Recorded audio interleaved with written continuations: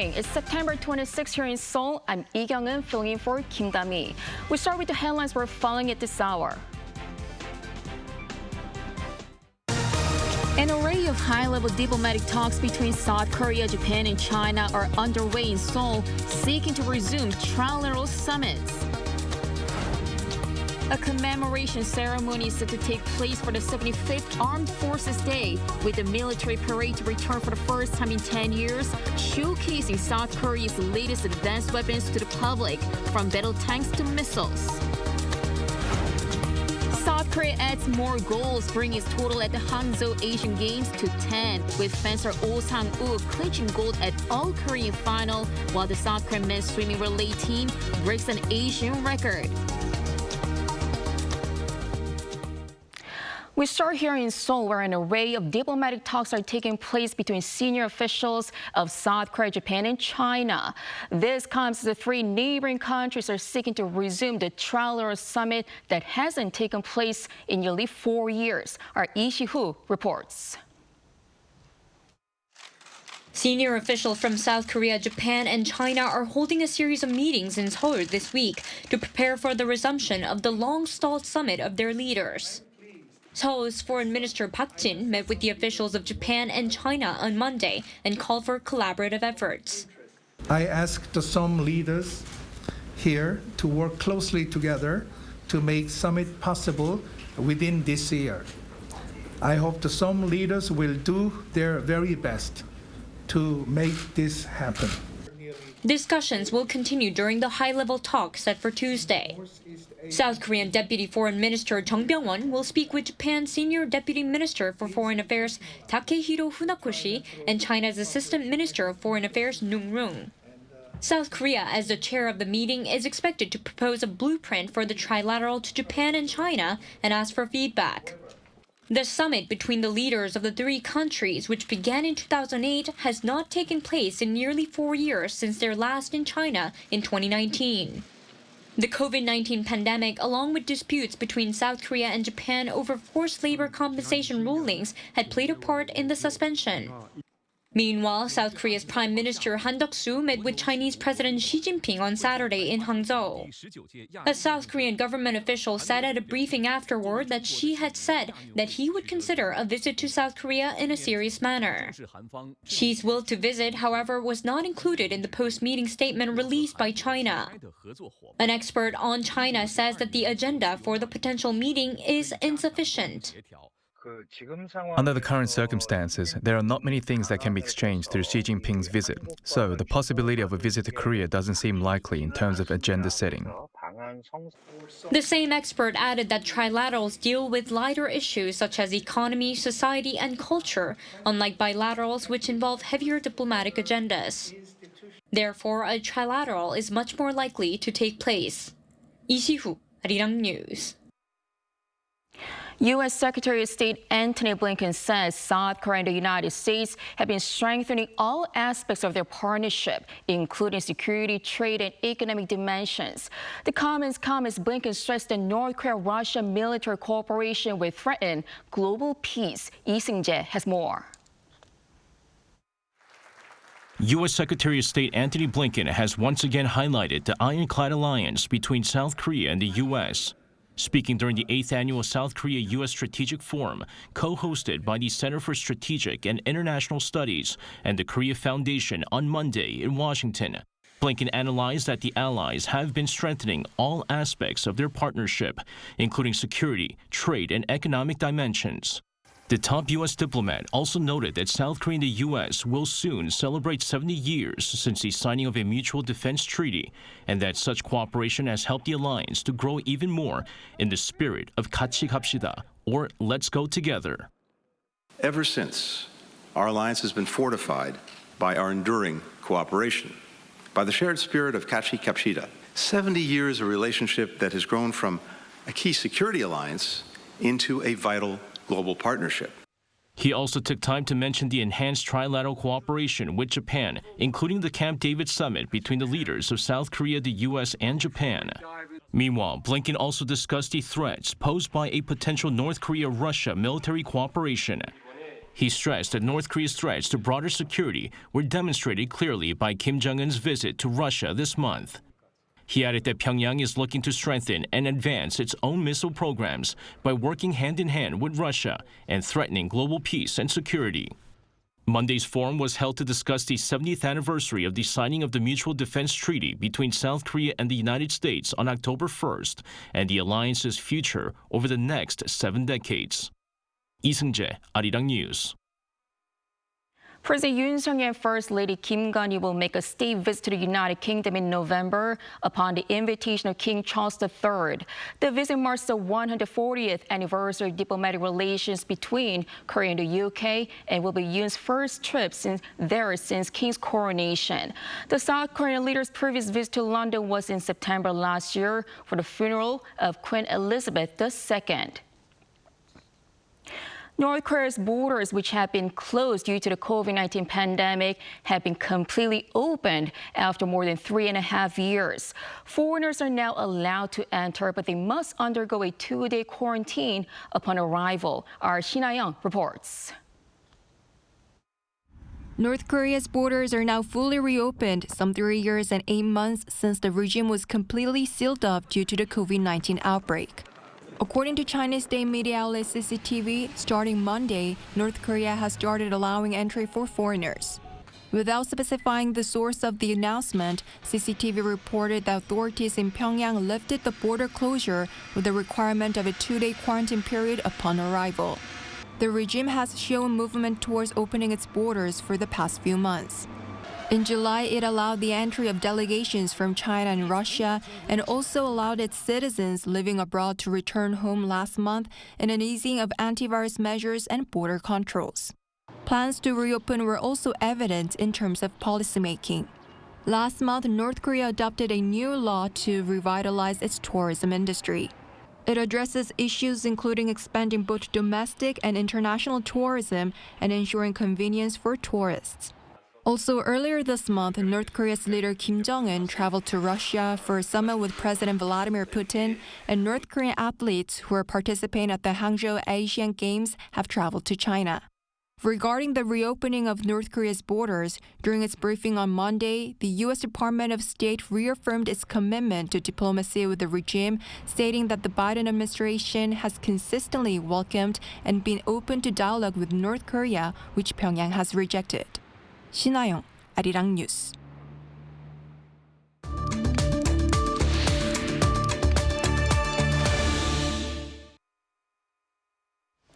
South Korea would hold a massive military parade here in Seoul on Tuesday to commemorate the 75th anniversary of Armed Forces Day. Events will kick off with a ceremony at Seoul Air Base at 10 a.m., followed by the country's first military parade in a decade along Sejongdae-ro starting at 4 p.m. The Defense Ministry says Tuesday's military parade will be larger and more advanced than the last one held in 2013. It added that around 6,700 servicemen will participate, along with 340 pieces of military equipment. The movement of infantry mechanized units to the parade site may cause some traffic disruption in the capital this afternoon. A military parade was held in 2008 and 2013 before the Moon Jae-in administration downsized it in 2018 in a bid to improve relations with North Korea. Now, for more on the significance of this year's commemoration ceremony for Armed Forces Day, we're joined by Yoo Ji-hoon, Research Fellow at the Korea Institute for Defense Analyses. Welcome to the program. Thank you for having me here. So today we'll see a massive street military parade here in Central Seoul, which will be the first of its kind in 10 years. Why the hiatus and what is the significance of this? Well, as you nicely pointed out, a military parade has traditionally been held every 5 years in conjunction with Armed Forces Day since 1998. However, the parade was suspended in 2018 as part of our government's efforts to de-escalate tensions with North Korea. The most recent parade took place in 2013. The return of the military parade on the occasion of the 75th founding anniversary of the ROK Armed Forces It carries both symbolic and practical significance. It allows South Korea to celebrate its military history and ongoing modernizations, while also demonstrating its steadfast commitment to national defense and national pride. Typically, these military parades feature displays of advanced weapon systems, technology, and equipment. They serve as a showcase of the substantial modernizations and investments made in the ROK Armed Forces over the past decade, underscoring our country's commitment to maintaining a highly capable and contemporary military. Moreover, these parades symbolize a resolute dedication to commemorating and celebrating our military's historical accomplishment. Such events foster a sense of pride and unity among the publics. In addition, our military parades provide a platform to demonstrate the strength and capabilities of our armed forces, which can have a positive impact on citizens' morale. Right. The ceremony will also entail combat power demonstrations with the latest weapons being showcased. What are we expecting to see? The event will see the participation of approximately 6,000 troops, presenting a showcase of more than 370 advanced weapon systems. At the core of this equipment display lies the Korean three-axis systems, which encompasses the kill chain, Korean Air and Missile Defense (KAMD), and Korean Massive Punishment and Retaliation (KAMPR).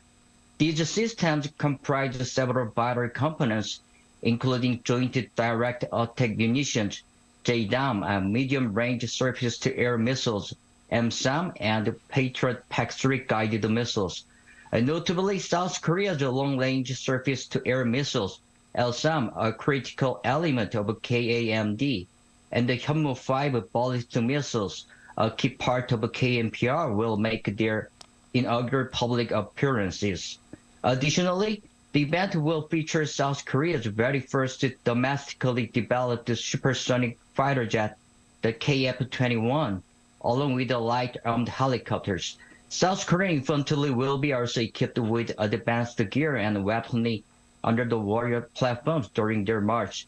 Moreover, our various types of drones designed for surveillance and precision targeting in combat will be also on display. Overall, these weapon systems collectively will provide a comprehensive view of the ROK Armed Forces' cutting-edge transformations. Right. Other than the weapons display, what are other things you would say is particularly notable at this year's ceremony? Well, for the first time, around 300 combat troops, from the U.S. Army operating under U.S. First Korea will join the parade. This participation marks the 70th anniversary of the ROK-U.S. alliance and serves as demonstration of our joint defense capabilities. The event will feature an impressive formation flight with more than 100 aircraft, including the KF-21, F-35 ARPA stealth fighters, and light armed helicopters. The U.S. military will also contribute aircraft like the F-16 and F-35. Special Forces personnel from both South Korean and U.S. military will conduct skydiving demonstrations. In a special gestures, invitations have been extended to veterans of the Korean War and their family members, including granddaughters of Mark Wayne Clark, the former commander-in-chief of the UN Command who signed the armistice during the Korean War. Moreover, the parade will be open to the public, allowing them to join the march during its final sections. This inclusive approach aims to forge a deeper connection between the armed forces and the civilian populations, solidifying the bond between the military and society. All right, lastly, so this year's event will be large scale and it will be held under the theme of strong armed forces, robust security, peace through strength. So is there any message the South Korean military is seeking to send out beyond the country? Well, the theme of the ceremony underscored South Korea's unwavering commitment to maintaining strong and capable armed forces. This year's event serves as a compelling demonstration of the ROK Armed Forces' determination to defend the country and send a clear message in response to North Korea's ongoing provocations. While primarily a national event, the South Korean military's choice of the theme, strong armed forces, robust security, and peace through strength, extends beyond its borders. By emphasizing peace through strength, South Korea aims to signal its dedication to regional stability and peace. A strong and capable military serves as a deterrent to potential threat, promoting diplomatic solutions over conflict. Moreover, it emphasizes South Korea's role as a responsible regional actor and a reliable partner, not only reassuring allies of its commitment, but also enhancing its position of regional security efforts. Overall, the theme conveys that South Korea's military strength is not just for defense, but also for promoting peace and stability, carrying significance beyond its borders by contributing to regional security and diplomacy. All right, we will have to wrap it up here. Thank you so much for your insight this morning. Thank you so much.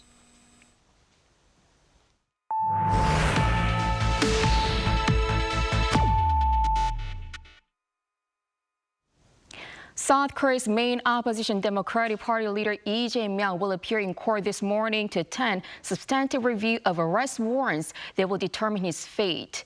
At the so-called warrant trial, a judge will listen to the prosecution and Lee's side and determine whether to issue an arrest warrant. Lee, who recently ended a 24-day hunger strike protesting the Yoon government, announced on Monday that he will appear at the Seoul Central District Court himself, accompanied by his lawyer.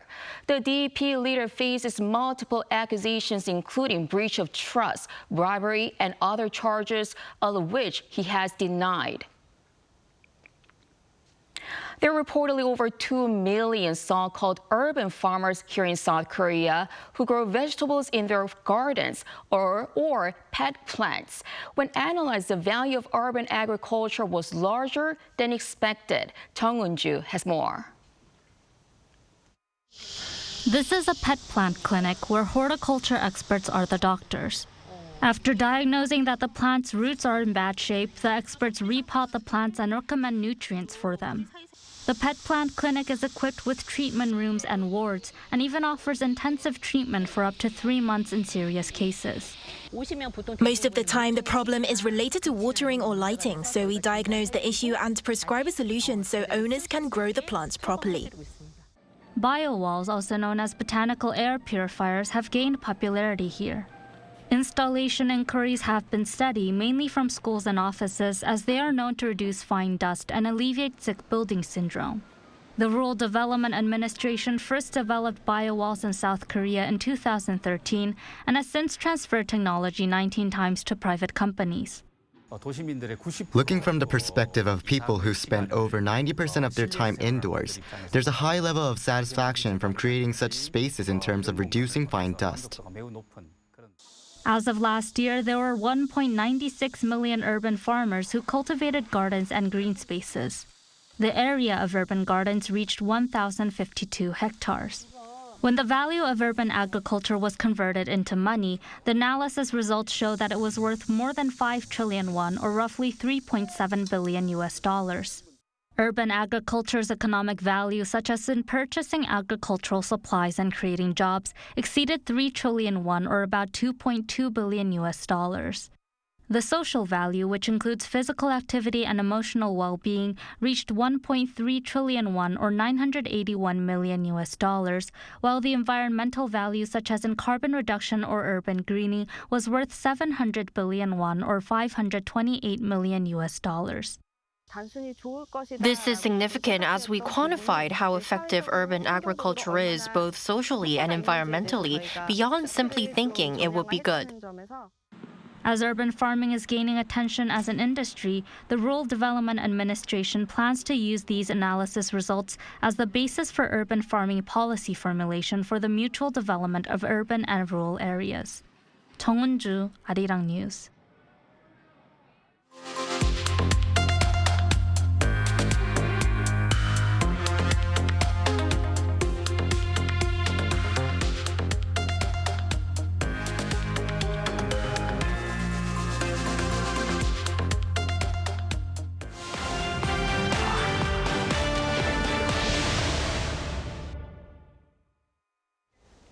Good morning, I'm Matthew Ashley, and we now turn our attention to the 19th Asian Games in Hangzhou, China. We begin with fencing, where Oh Sang-wook has won the gold in the men's individual sabre event in an all-Korean final. Now, Oh's victory on Monday broke a winning streak held by opponent and compatriot Gu Bon-gil. Gu had previously won gold in the men's individual events in 3 straight Asiads and beat Oh in the 2018 final. This time, though, Oh Sang-wook won 15-7 for his first Asian Games title. South Korea now has 2 gold medals in the discipline, both from all-Korean finals in the men's and women's division. Oh and Gu are set to team up for the men's team sabre event, hoping for a 3rd consecutive gold. Moving on to swimming, where South Korea's men's relay team on Monday broke the Asian record to win gold in the 4x200-meter freestyle. Swimmers Yang Jae-hoon and Lee Ho-jun, Kim Woo-min and Hwan Song-woo set a new best for the continent at 7 minutes and 1.73 seconds. China took silver and Japan bronze. Team Korea's time beats a 14-year-old record set by Japan and is South Korea's first gold medal in the discipline. Meanwhile, swimmer Ji Yoo-chan also secured a gold in the men's 50-meter freestyle on the same day. It's the 21-year-old's first Korea Asiad gold, with an Asian Games record time of 21.72 seconds. Now, in table tennis, South Korea will face China in the men's table tennis team final this evening. South Korea on Monday managed to beat Iran 3-0 in the semi-finals. It's the South Korean men's 10th consecutive final of the Asiad event. But South Korea hasn't won gold since 1990. The men's final is set to take place on Tuesday at 8 p.m. Korea time. Meanwhile, South Korea's women's team had to settle for bronze after losing 3-1 against Japan in the semi-finals. And finally, in judo, South Korea's Lee Jun-hwan secured 2nd place on the podium in the men's under 81-kilogram event in his Asiad debut. In a closely fought match-up, the 21-year-old narrowly missed out on gold to Tajikistan's Somon Makhmabedkov. Makhmabedkov's win came around 2 minutes into the match after he scored a critical point against Lee using a hip sweep counter, or harai goshi geshi. The move left Lee struggling to make a counter-attack before his time ran out. And now for a look at the medal standings and upcoming schedule.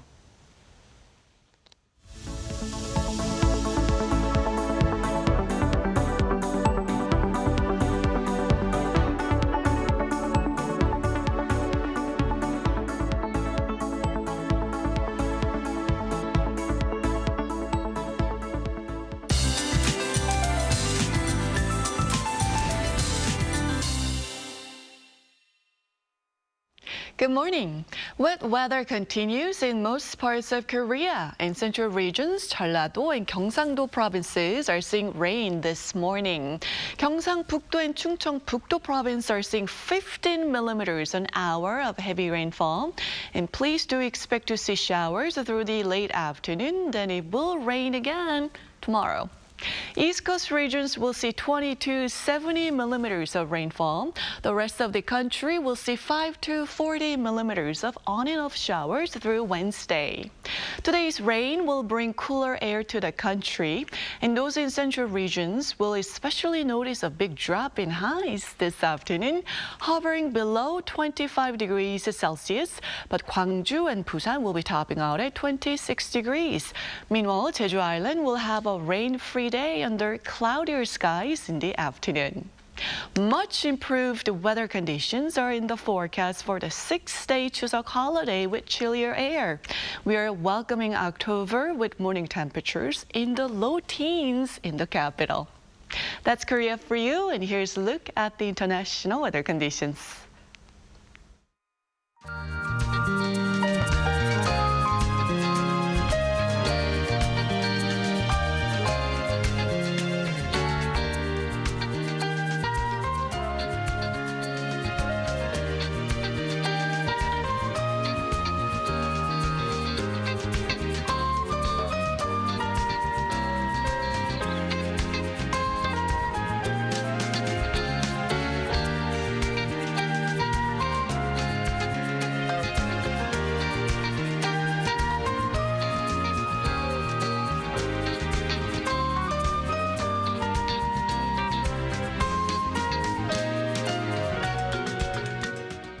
That is all for today. Thanks for watching.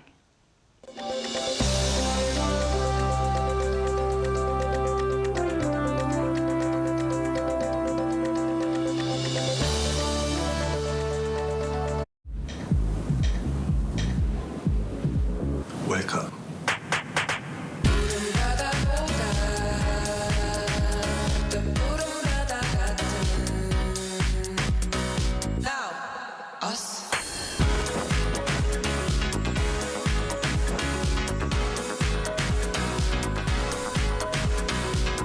엄청난 에너지를 춤으로 뿜어내는 나라.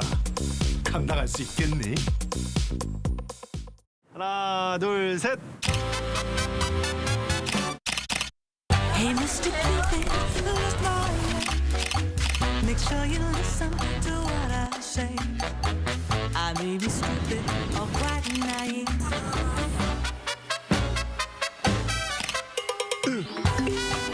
끝없이 쏟아지는 포토스팟. 휴대폰 한 대로 감당할 수 있겠니? Straight through my heart. 한국에 오면 먹어야죠.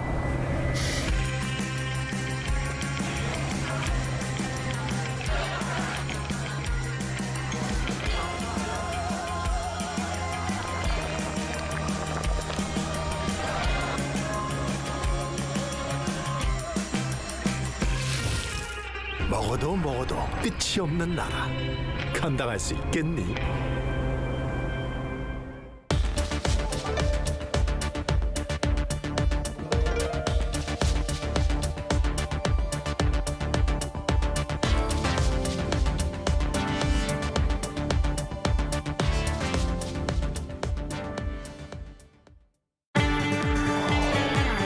Arirang TV is conducting a quality and satisfaction evaluation to enhance the broadcast service for viewers worldwide.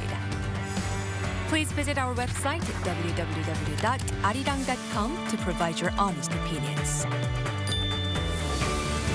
Participants will be entered into a draw for a chance to win prizes. 2023 Overseas TV Viewer Survey. We look forward to hearing from you.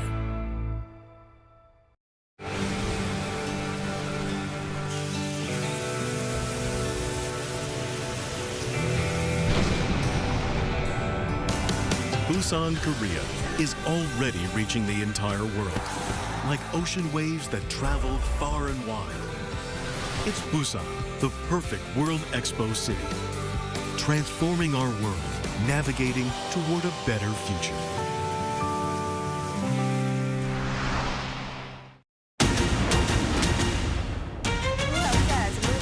South Korea's experience in tackling COVID-19 and introduced a Korean New Year. A Korean survivor of Japan's wartime sex slavery met with extraordinary climate crisis, a pledge to work with the EU to tackle the challenge. The objective of its North Korea policy is protesters gathering across the country to peacefully demand an end to hate and violence.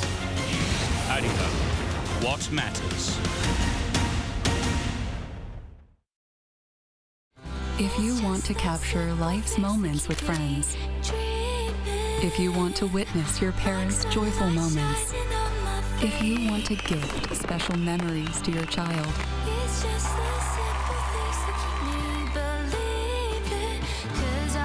if you truly wish, come to the garden. Before autumn fades away, come to Suncheon. Suncheonman International Garden Expo. The taste of Namdo, bridging the world. Unfolding in the romantic city of Yosu, Jeonnam. The 29th Namdo Food Festival is going to be held from October 6th to October 8th. A place where flavors transform into art and tastes become cherished memories. Relish the autumnal charm of Namdo, which nourishes both the soul and the senses in the vibrant city of Yosu, synonymous with romance and vitality. Feel and taste the origin of K-food to the distinguished 29th Namdo Food Festival. We warmly invite you all. 하나, 둘, 셋. Hey, Mr. Cupid, make sure you listen to what I say. I may be stupid or quite naive.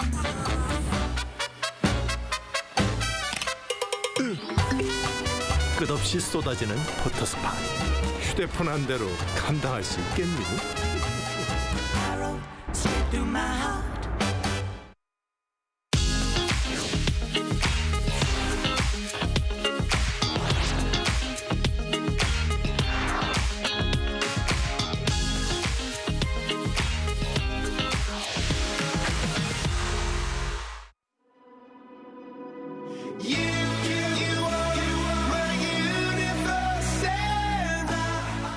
We're here to make a new type of news. New insights, new styles, and new topics every day. We are News Generation. Making news just for you. It's September 26th here in Seoul. I'm Yoon, and this is News Generation, where we make the news at Arirang's very own open studio. Every morning, we'll discuss the top issues and latest current affairs affecting people in their 20s and 30s. Joining me in the studio is Nal Song. Good morning. And Park Ki-hoon. Happy to be here. All right. Now, both are here to speak on behalf of those in their 20s and 30s. As usual, let's start with our news feed, which covers different hashtags and news items that have been trending on social media over the past 24 hours. The Asian Games in Hangzhou, China is underway, and this particular Chinese athlete went viral. It's Wang Xun, a Chinese swimmer who recently broke the 200 meters individual medley record and swept gold for China. Besides his performance, though, netizens, particularly those in Korea, raved over his good looks. Many said he had handsome features resembling a K-pop idol.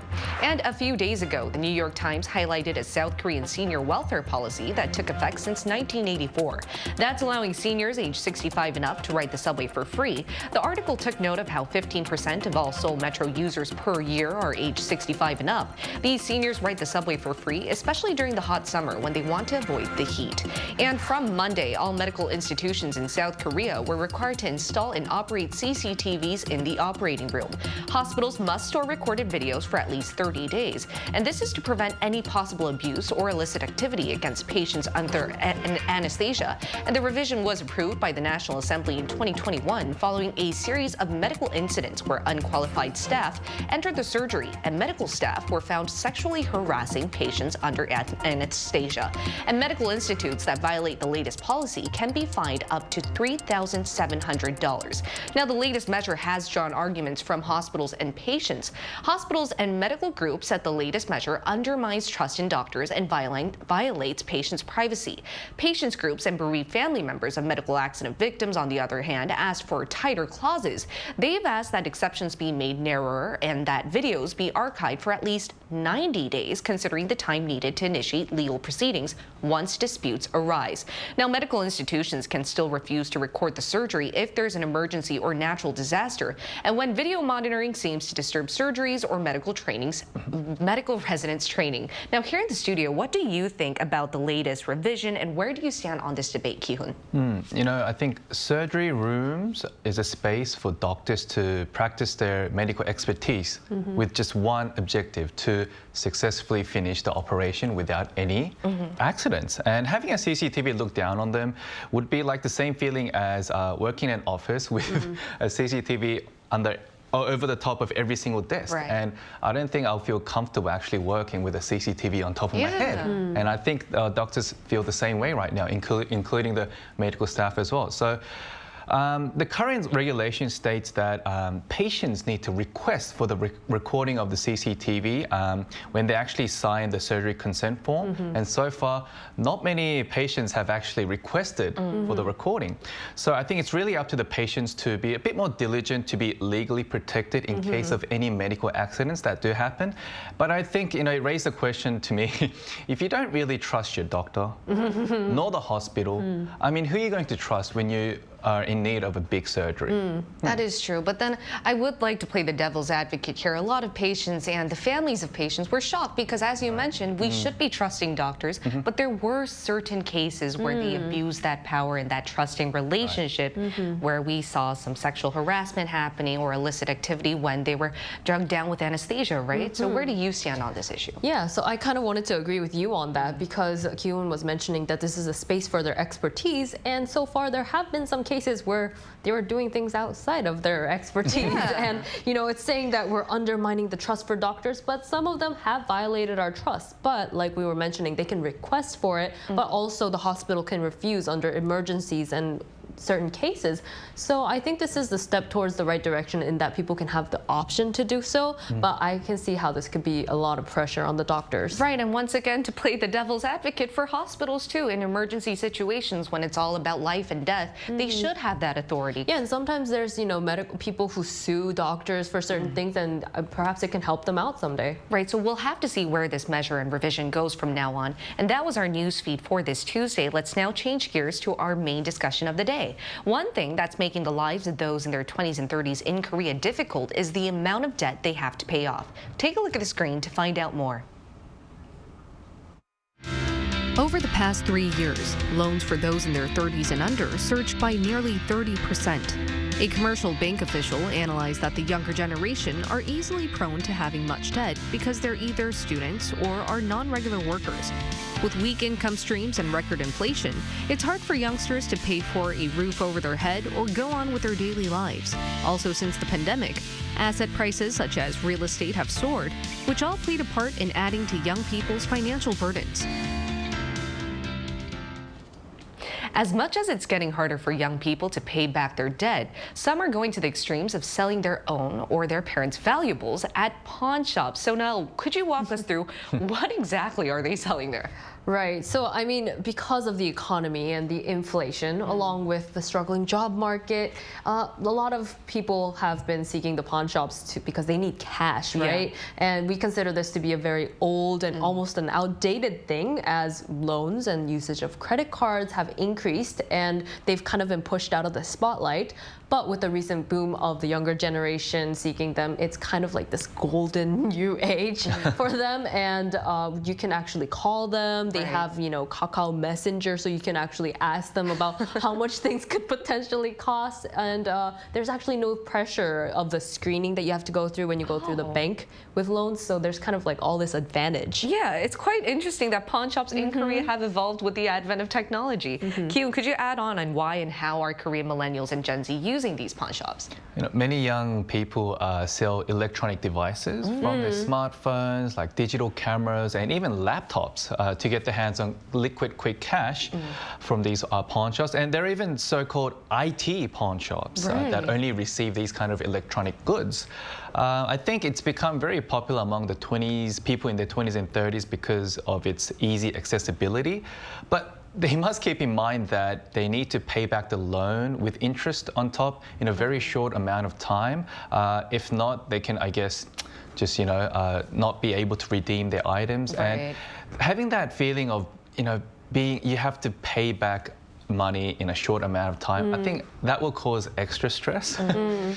But Naya will explain a bit later on this, but the money they borrow is used for regular expenses in need of urgent payment, like for example, like their school fees, tuition fees, and even paying back, housing debt, and even monthly rent as well. So I think being in that kind of dire situation will be very stressing, and I don't really want to see myself going to the pawn shop, selling my goods. But I almost feel like I've kind of done it, like through the online secondhand shops in that way by selling it, kind of. So I think it's the same theory, but in like a pawn shop way. That's a really good point. Though you didn't go to a traditional pawn shop. Yeah, it's kind of a pawn shop. I'll just never get it back. And it all comes down to our generation just being burdened with so much debt. So why don't we look at why Koreans in their 20s and 30s are under so much debt? Right. So I've prepared a visual. Let's look at the screen. So these are the different areas that people are indebted in. So the first one is college tuition, student loan, and this took up 31.7%. And like Yoon was mentioning, the rent and deposit fee for the housing, it's quite large, is 25.3%. And living costs, kind of emergency funds, they needed the hard cash, it's 20.2%. And then mortgage, this is the case when people buy the houses and they have to pay back a monthly interest and the original sum.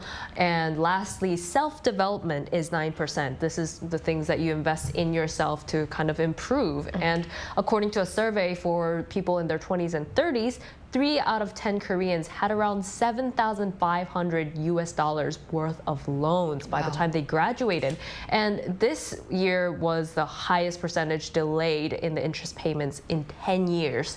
So 15% of the people who were indebted were late on their payments. It's kind of serious. It's very serious, and I think COVID-19 really exacerbated it, right, amongst our generation. Exactly. When the pandemic broke out, the world suffered, economic recession, and unfortunately, the younger generation were impacted and affected the most. And because we were the most vulnerable age group, and I think loss of job opportunities led to many youngsters taking a loan and investing their loan or debt into cryptocurrency, even stocks. I mean, but we have to keep in mind that there is a fine line between investment and gambling. Yes. And I think many chose the gambling, and they wanted quick cash in return in a short amount of time. But it really only made them into like a situation where they had to pay back more debt. And right now they're in a more, I guess, serious situation.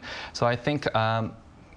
Other than that, I think inflation just made matters worse. So I think for youngsters, not having the capability of, being financially, I guess, in a good situation, I think, and plus, if we don't receive help from our parents, I think we're the ones who suffer the most right now, and that's why we're seeing a lot of youngsters going to pawn shops, and I mean, it's not a good sign, obviously. It's not a good sign, and whenever we talk about economic issues, though it's a dire message, I think we repeatedly say living costs are way too high, record inflation is making it difficult, employment doesn't seem to be so easy. That's why a lot of youngsters don't get like regular jobs, a 9-to-6 office job with health insurance. They choose non-regular jobs, which sometimes aren't the best to pay off their debts. And it's really making it difficult for us to live on day by day, which, as you mentioned, some people choose to go gambling or pawn shops where you can get immediate liquid cash. Now, let's find out if young people in other parts of the world are also suffering with high debt rates as much as here in Korea.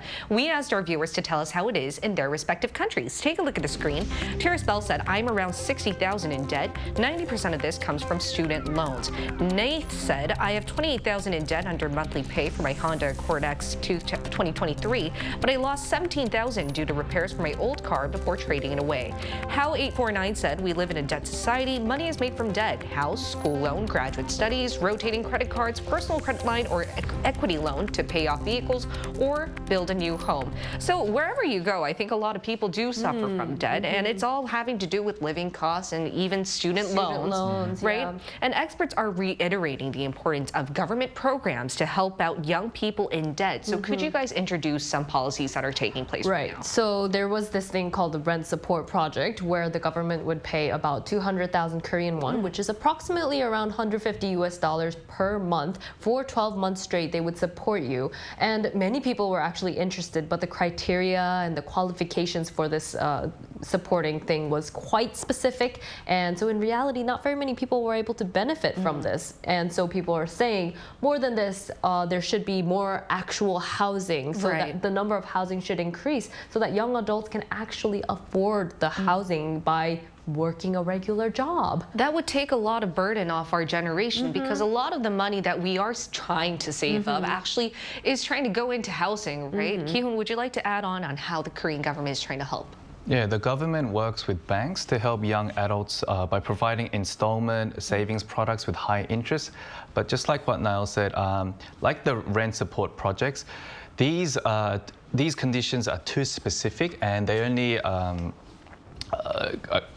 relate to only a few people, and for those who actually start saving up, they actually end up terminating in the middle because of high living costs and things like that. So I think we need to really dig down deep into the actual headwinds that slow down the country's future. The main cause being obviously the low birth rate, aging society, and it's funny how like people in their 20s and 30s are being targeted the most and being supported the least from other people. So I think the government, even the big companies and the older generation really need to look closely into solving these kind of problems and looking deep down into the roots, and instead of playing the blaming game, saying, hey, you guys are too naive, too young, irresponsible, you have it easy, back in my day, we used to work harder than you guys, so it's your fault for not getting married, not being able to make enough money to, support your own family and even owning a house. So, things have changed, but I think we should all work harmoniously to really find the actual problem and work towards building a better future, like heading towards the right direction. Right, because it's not only an individual problem, it's a collective societal problem that will and affect the future generation and even us.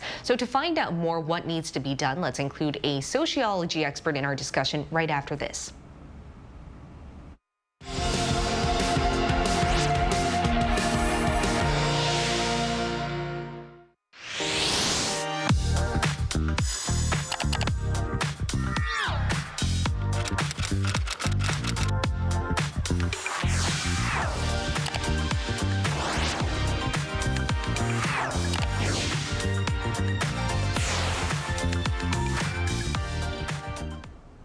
How can we solve Korea's growing youth debt problem? Let's find out by including a sociology professor from Chungang University in Seoul. It's Professor Seo Chan. Welcome, Professor Seo. Hello, Professor.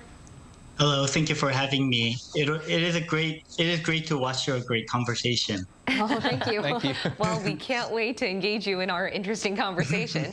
Now, Professor Seo, apart from the reasons we've mentioned so far, why do you think Korea has such a high youth debt rate, and why are a lot of people from our generation struggling with so much debt compared to either our parents' or grandparents' generation?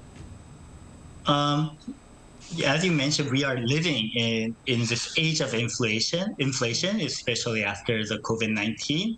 But I want to identify two reasons why young people are suffering. The first one would obviously be the increasing housing and rent rate, rent price. So as the figure shows, 40% of those debt is moving to students' rent or mortgage. And just think about 1990s. Like I went back to 1997 and looked into the well-known Umma apartment in Gangnam area. The price was only 200 million. Now it is 2,000 million. So there was a 10 times increase in housing. But this increasing housing price is a global phenomenon, as you mentioned. And I have to also identify one important factor, which is this hyper-centralization towards Seoul. There are so many decent jobs only in Seoul, and the prestigious universities are mostly in Seoul. So for young people who are, let's say, living in San Francisco in California, they have options to move to Texas or Utah or other places. Same for London. People living in London or Toronto, they go to Ottawa. People living in Seoul, young people, they have no option to move to other areas. So they are forced to live in Seoul even when their hometown is far from there. And as ordinary citizens, it's almost impossible to save their money or ways to buy housing. So let me ask the second question. Why does this issue require so much attention and actually immediate action? And what does a high youth debt rate mean for the economy and the society in the long run, in the future? Yes, it would be like increasing debt means lower consumption. This is an issue in our economy. People obviously buy less. And people say Korean economy is export-based, but if you look into data, still over 50% of the GDP is coming from domestic markets. So lower consumption really matters. And as Yoon mentioned previously, the low birth rate is an issue. Those who suffer the most are in their 20s, 30s, and 40s who have to make the decision of having babies or not. And yes, the impact of low fertility rate is slightly exaggerated, but still no one could deny the negative outcome of low birth rate toward our society and our economy. Professor Seo, how would you evaluate the government's current efforts to bring debt rates down, and what needs more work, in your opinion? Yeah. The government, especially the financial institution, is not increasing the interest rate, I mean the benchmark interest rate, to deal with this rising household debt. But because the government is not increasing interest rate, they are not properly dealing with inflation, which leads to increasing household debt as well. So the government is actually in a dilemmatic situation. And as a young person, it is actually very hard to get loans from banks. It is even hard for someone like me who is in a permanent position. So they are forced to use non-banking financial institutions, so they have to pay more interest. I want to add one more angle and focus on wage. The government did corporate tax cut for corporations for our economy, but they aren't doing much for our employees. They are not cutting taxes for earned income tax rate, for example. So because of inflation and because of this constant wage and rising housing prices, young people are in trouble. They have to be forced to get debt from non-banking institutions. And I don't think the government is properly dealing with this issue, but at the same time, I don't think any government can easily deal with. That's true. Absolutely. Because, Professor, as you mentioned, the only reason why it's so difficult for them, there's so many factors that they have to consider, and it's not something just confined here to Korea. I think it's definitely a global concept. So we'll have to keep an eye on what the regulations are, how the benchmark interest rate will affect us from now on. But until then, thank you so much for sharing your insight on our show today. Thank you for having me. Thank you. All right, and now I would like to wrap up our discussion by asking you guys the last question. What would you guys like to see? This is a difficult problem that we won't be easily able to solve in the near future. But still, let's take on a positive note. What do you guys like to see be happening to our generation, specifically those struggling with debt? Well, I mean, we just asked the professor, but even he's saying it's such a complex matter that we can't just throw around a simple answer. But to give a simple answer, we need more job opportunities. There needs to be more jobs and easier access to, lower interest rate loans so that we don't go to pawn shops and sell all our old electronics that we'll probably never get back. Or online secondhand shops. Yeah, and there's lots of, even some illegal ways to do things. So I really think that's an issue, and the housing that we mentioned, having more housing is key. Take it from us, we're the new generation. Yes, take it from us. Kyun? Just like economic recession, inflation, I think being in debt is sometimes inevitable, and it can happen to anyone. So I just think that young people growing up, even as students, need to be a bit more educated in how they earn their money and how they invest their money. Because it's a pity to see a lot of young students, especially here in Korea, they're just not taught. They're just raised, telling them just study. Study all your school life to get into a prestigious university and then start your career from there. But then that could be a little too late. We don't learn other factors in life that actually matter the most. Like when we experience inflation, how are we going to deal with it? We've got to learn these kind of things to actually really fight these kind of difficult situations. So I just think that, earning money is great, but knowing how to save up money is also as important. That's a very good point, Q. And I think we mentioned on our episode when we talked about gambling, the reason why our generation is so susceptible, though, is the lack of education and these rumors say, I heard this person earned a lot of money this way, saved up this way. We're kind of the YOLO generation, the you only live once. So I really think we need to educate people in the economics area about YOLO. Like, it's not YOLO. Exactly. While we will be hoping for the government to implement better policies, maybe on our front, we can try by better educating ourselves. In the meantime, we'll be here every day from 9:30 to 10 a.m. Korea time, bringing you more topics young people are talking about. Special thanks to Nal Song. No problem. And Park Ki-hoon. Thanks for having me. All right. And thank you everyone for watching. We'll see you tomorrow. We are News Generation.